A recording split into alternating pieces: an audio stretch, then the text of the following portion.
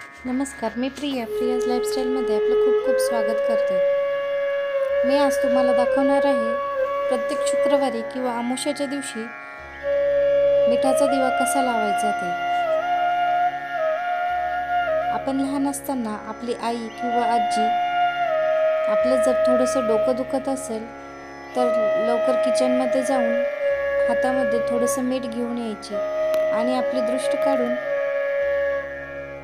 आपल्यावरतून 7 वेळा उतरून वाहत्या पाण्यात किंवा बाहेर फेकून द्यायची. त्यामागे अशी मान्यता आहे की आपल्याला लागलेला नजर दोष त्यामुळे दूर होतो. त्याचप्रमाणे आपण आज वास्तुदोष कसा दूर करायचा ते पाहणार आहोत. चला तर मग आता आपण पूजेला सुरुवात करूया.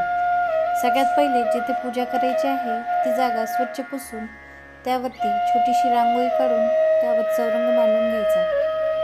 चौरंगावरती लाल रंगाचं वस्त्र अंथरून घ्यायचं. आता चौरंगावर आपण महालक्ष्मी देवीच्या फोटोची स्थापना करणार आहोत.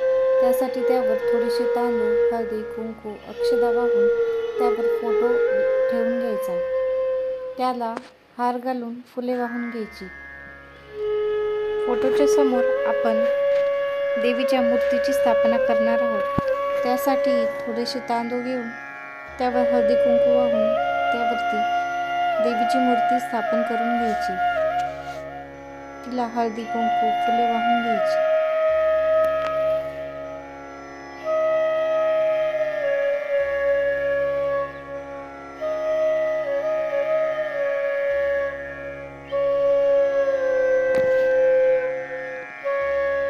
त्यानंतर दुसऱ्या बाजूला आपण गणपती बाप्पांची स्थापना करून घेणार आहोत. त्यासाठी अक्षता ठेवून त्यावरती आपण सुपारी ठेवून घेणार आहोत.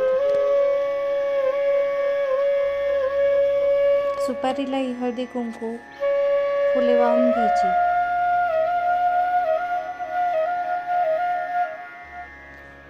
आता मी इथे सजावटीसाठी थोडेसे नागिलीची पानं ठेवून घेतले आहेत. त्यावर आपण मिठाचा दिवा लावणार आहोत. एका प्लेटमध्ये खडा मीठ घेऊन त्यावरती अशा प्रकारे दिवा ठेवायचा. या दिव्यावरती आणखीन एक दिवा तुपाचा दिवा ठेवून घ्यायचा. त्यानंतर हे ताट असंच उचलून आपण देवीच्या समोर ठेवायचं आहे आणि या मिठाला स्पर्श न करता दिवा लावून घ्यायचा.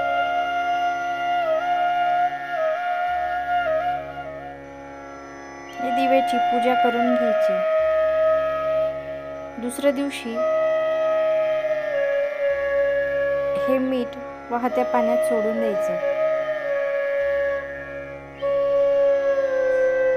अशा प्रकारचा मिठाचा दिवा आपण प्रत्येक शुक्रवारी लावू शकतो किंवा अमावस्येलाही लावला तरीही चालतो.